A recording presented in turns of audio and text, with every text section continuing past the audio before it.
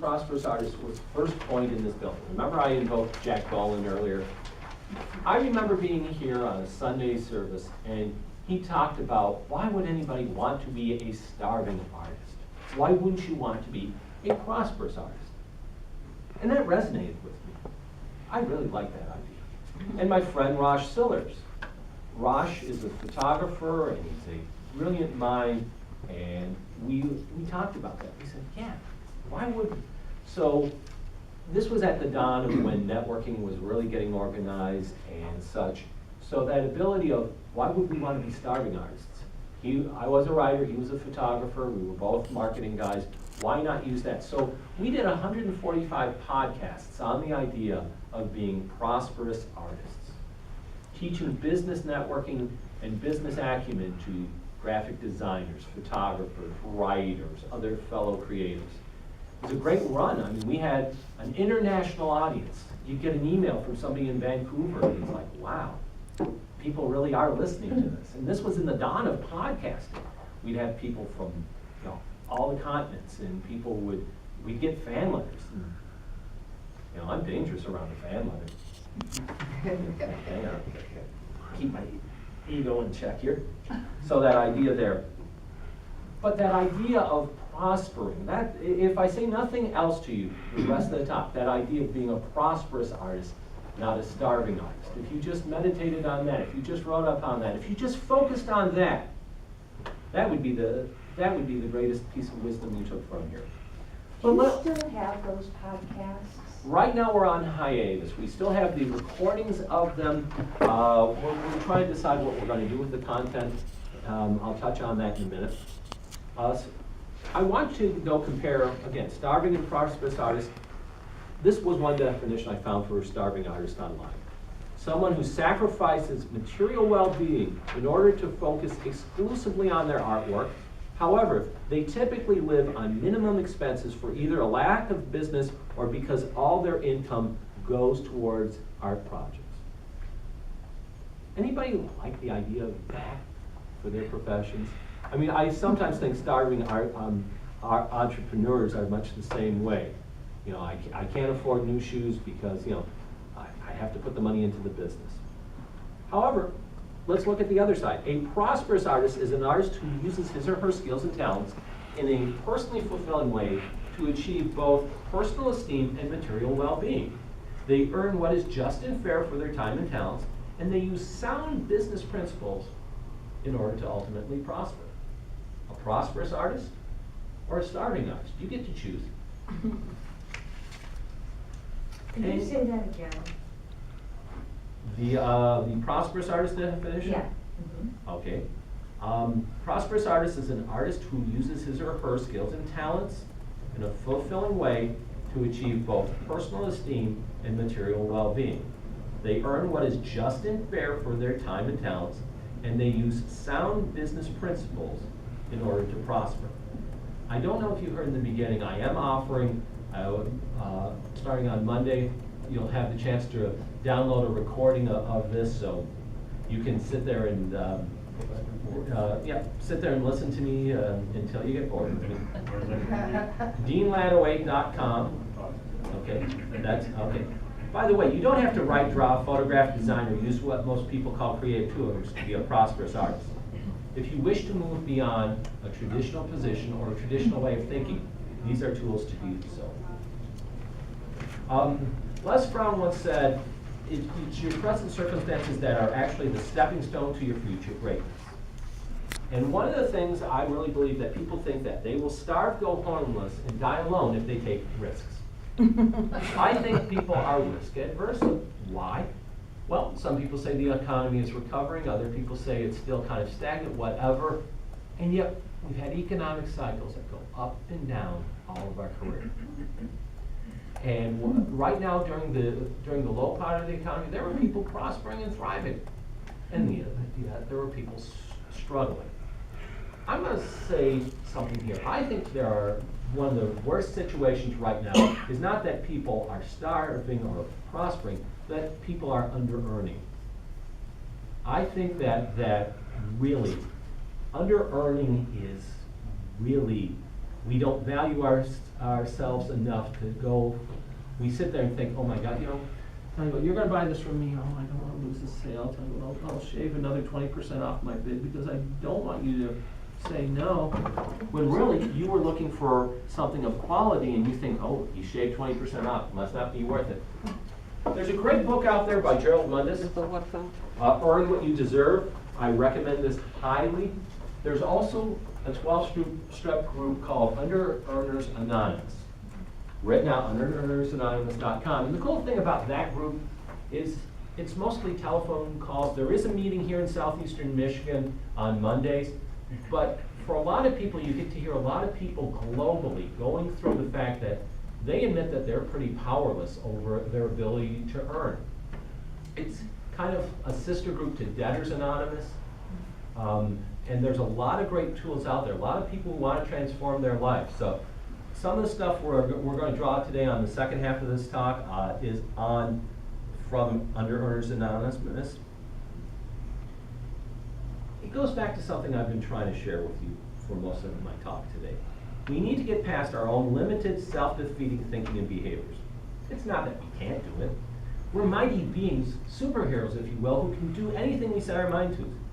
Yet we get lost in traffic. We think we have time to do the things we want to do. The internal and external critics around us say, play it safe. Sometimes we don't think our output or our services are good enough. And yes, we want to grow, but not at the expense of time or money or anything like that. So we settle for some under-earning rather than the success we seek. And there is one way that you could possibly crack the Fortune 500 list without the benefit of being the CEO or major of a corporation.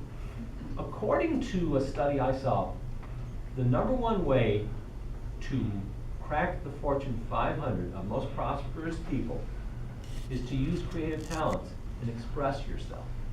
In England, for example, the most prosperous person is a woman named J.K. Rowling. You're right. Why? Because, and if you know her story, she was broke. She was broker than broke. Now she's richer than the Queen. But the Queen seems okay. That ability to prosper. If you look at the most prosperous people in the UK, a lot of them are entertainers. And that's a very heavily taxed country. And yet, people following their bliss, following their talents, following their wisdom. I'm going to continue here. Under-earning is a disease. It's actually a disease of the mind. I could do the rest of the session on what we deserve or to do in order to truly prosper. Artists are guilty of this, but so are accountants, managers, administrators, and people of all walks of life. And you can't count on being lucky all of your life. There just comes a point where you have to take control and move on from the lessons which other well-meaning people have taught you and take control of what it is you want to do. I'm going to go through a couple of examples of people I feel are great stories of being prosperous artists. Real quickly here. Anybody familiar with Monty Nagler, Michigan's official photographer? If I was a trade if I He's black and white. Oh, isn't it? Oh, yeah. Ansel Adams inspires photography. Most of you know who Ansel Adams is. Monty took a seminar from Ansel. Literally put his tripod where Ansel did and had conversations all of his life.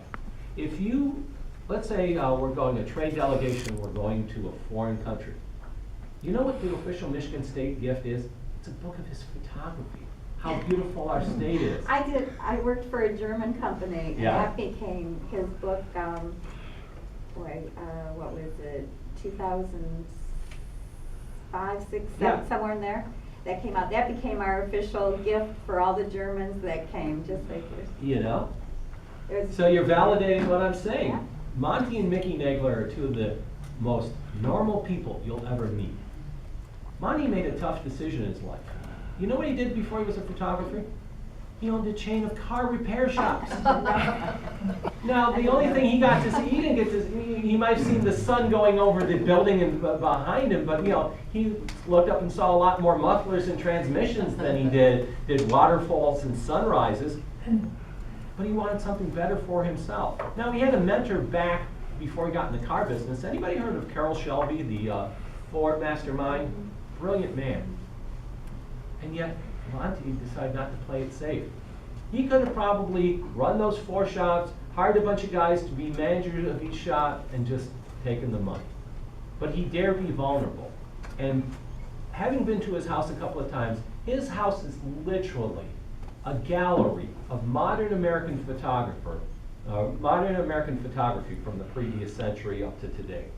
Every named photographer lines the wall of his house because he's a student of his passions. He appreciates other people who do what he does. His basement is his workshop. He does screen printing there. He does large formats, graphics. It's wonderful. The other thing, him and Mickey have branched out, photosforhealing.com. Several hospitals and healthcare centers have put these large nature formats on their walls. Why? Because it's so therapeutic, the ability to feel the healing from them. Here's a guy who could have spent the rest of his life underneath cars and trucks, or working with people who do, but he wanted something better. So he put his tripod where Ansel is. He maintained a dialogue with him, and yet he found his own vision and voice. One of the most interesting books he did was that he went to Asia with a digital camera, and he inverted the pictures. So they look completely different than you and I would take, but they're still breathtaking because he still had that prosperous artist creative vision. And all along he's taking risks, but taking intelligent risk. What about you? Are you taking intelligent risk, or are you just hoping someday there's a knock on the door? It's opportunity here! I've been waiting for you! Come out, come out! Here's the fulfilling life you really want! No. Don't wait for that knock, it ain't coming. Another gentleman I want to share with you who I think is a prosperous artist is Kurt A. David. Kurt David played college basketball. He was good, but he wasn't good enough to go to the NBA. And so he went over to Europe, and he played in the Italian leagues. And tall guy, center, he was playing a game, and suddenly he collided with another guy, boom, went down on his knee. And as they carried him off on the stretcher out of the arena, he knew that he would never play another minute of professional basketball ever again. For a lot of people, that would have been the worst moment of their life. Because one of the challenges with our athletic culture is that these kids start to show a little potential and talent about half past middle school, and suddenly they're in AAU leagues or they're in Pop Warner leagues, and everybody knows who they are.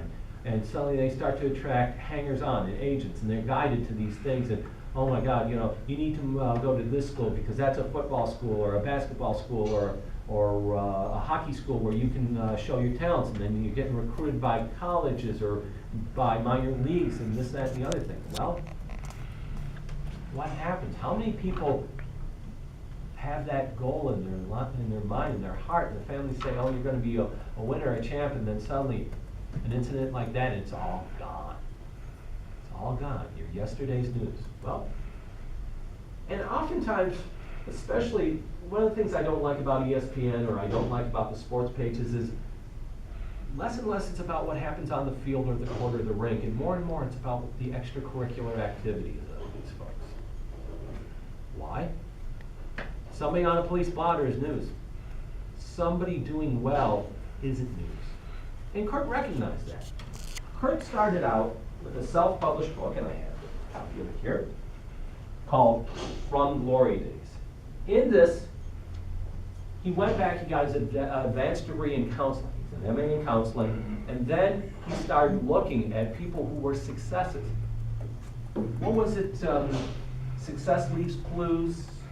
Anthony Robbins likes that statement, and I agree with him. If you want to sit there and see how to do something, look at somebody successful, pick their brain and such. And that's what Kurt did. This book is full of 5 stories of successful Tigers, 5 stories of successful Red Wings, 5 stories of successful Pistons, and 5 stories of successful Lions who transitioned from playing professional sports into the work world. Because oftentimes, again, we hear about the felons, we hear about the misbehaviors, we hear about the people who do foolish things or have something to learn on their journey. From there, he liked talking to former athletes and understood it, and he works with them in his counseling practice, but he wanted to do more. So he got a little cable TV show where he would invite people on. That cable show went to PBS, and now if you tune in weekends on either channel 38 or channel 20, you'll find the TV show from Glory Days. Man's trying to learn how to change his life, talking to other people who had successful transitions, bringing that story to men and women like you and me and our kids and stuff like that. And so somebody took the opposite. Instead of talking about what's going on wrong in the world, he dare ask people what's going right, the lessons they learned, the opportunities. Kurt's just a remarkable man, and this is my autographed copy. He's speaking for my daughter's honor society here, and he's as gracious and real as anybody you'll ever meet. Tall guy, 6'7". You have to be to play basketball, don't you? But that idea there of just taking what you want and risking, and now he's paying the dividends. He's in negotiation with that four-letter network we said earlier, ESPN. They might want to pick up his show and go national with it. You think he's prospering? You think he's doing well? I think he's at least paying the bills. He still does some counseling because, again, that helps to pay the bills each day. But he's following his bliss. Where's it going to take him? Who knows? But he's having fun on the journey. He's helping other people. He's learning and growing himself. And now he's talking not just to Southeastern Michigan-based athletes, but athletes nationwide. His show has a reputation because he didn't do what everyone else did. Instead, he went in a slightly different direction, and he dared talk to people about transitioning. I mean, as he says, professional athletes have, 100% of them will lose their job at some point in their career. Here you have young men, young women, Olympic athletes, professional athletes in their 20s and 30s. This is what they've trained for. This is what they know, and then suddenly, it's gone. From an injury, you might be a step or two slower, whatever happened. And we talk about the ones that didn't make the successful transitions. Kurt David dare talk about people from their glory days and building on that for future success. And if you're looking for a great book, pick up a copy from Glory Days. It's really, really good stuff. Third prosperous artist I want to talk about is a woman named Molly McDonald. Sometimes the worst of things can often be the best of things, and such was the case with Molly. Molly's a breast cancer survivor. There's just no other way to say it. And when she went through her journey, it was the most horrendous journey. Why? Because her husband was leaving her. She had been in a situation where she lost her house through a foreclosure. And that's a horrible experience. You feel like you can't do anything right when suddenly you have to change your life. And Molly met a man, Tom, and she started to rebuild her life after her circumstances. But one of the things when she went through the breast cancer ordeal, one of the hardest parts was that oftentimes the insurance will cover certain things, but what if you have a car payment you can't make? What if you need to pay the premium on that insurance? What if you have things that you can't tend to while you're on that journey of healing? Molly felt there had to be something about that. So she founded an organization called the Pink Fund. The sole purpose of the Pink Fund is to give families with breast cancer, their wives, their daughters, give them financial grants so they can make that housing payment, so they can make that car payment to get to treatment, so they can pay those insurance, one-time cash grant assistance. She told me next month they will have given out $1 million, $35,000 a month is their budget, and they give that out to women and to families who need that cash assistance. And funny, she never saw herself as a speaker or as a fundraiser or as an advocate. But while you're on the path, you also collect support in people to help you. For example, the Pink Fund is one of the official charities of the Miss USA Foundation. So a lot of these young women who have had aunts and mothers and women in their life, they channel their energy as being goodwill ambassadors for the Pink Fund. The one former Miss USA Michigan, Rima Fakur, I met her through Molly, and actually she was a very delightful woman. She started that. She was looking for an organization and learned about Molly, and so she became a goodwill ambassador for her. Then came along Ford Motor Company, little organization over here in Uruguay you might have heard about once or twice. They have their annual Warriors in Pink project. And guess who is their charity of choice now for Warriors in Pink? The Pink Fund. Excuse me. Also, she was written up in Time magazine as one of 5 charities that you can trust with your money. Here's somebody who took what would have been the lowest point in their life, and she's become a speaker, she's become an advocate, a fundraiser. Her and Tom still run a great business. They do large format graphics, but she's busy helping us, giving back. So I tell you, is that a prosperous artist? I think so. She's got a quality of life that, now that she's in remission, I say is better than anything that any of us got. I'm going to throw an idea at you here. When you were a child, what did you want to be when you grew up? Anybody? Farmer. Farmer? A nurse? Teacher. Teacher? Anybody else? Okay. One of the things that's cool about when you're a kid, your life seems full of infinite possibilities. I'm here to report something. Your life is still full of infinite possibilities. Your life is still full of infinite possibilities. Your life is still full of infinite possibilities. The problem is we talk ourselves out of them. So I challenge you. I've got a bag of books here. I mentioned Kurt. Here's my friend Josh Sillers, his book. LinkedIn photographer, social media. Lori Jo Vest, Lose Your Glass. Junior Mater, Inspired Style.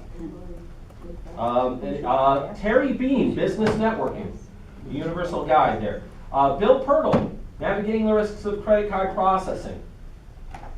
Reverend Ron Scott, a man who used to hang out here, now he's got a church over in Troy, Spiritual Life Center.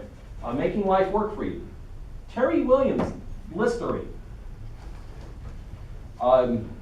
Stephen Sadler, president of Skate Technology, Exposure to Closure, and an anthology book here called You Will Overcome. A lot of people that I know in town here, notice the key word I said was, I know. You think your wisdom isn't valuable? These all sit on my nightstand. I have one side of great books I love, but these are all people I know. Did anybody recognize any of the names I said? Yes. Terry Bean. Terry Bean, very well known. Yeah, these are all people that you are right now within 30 minutes of knowing. If you go network, I'll tell you, most of these people attend networking events. You are right now in touch with experts, leaders in your field.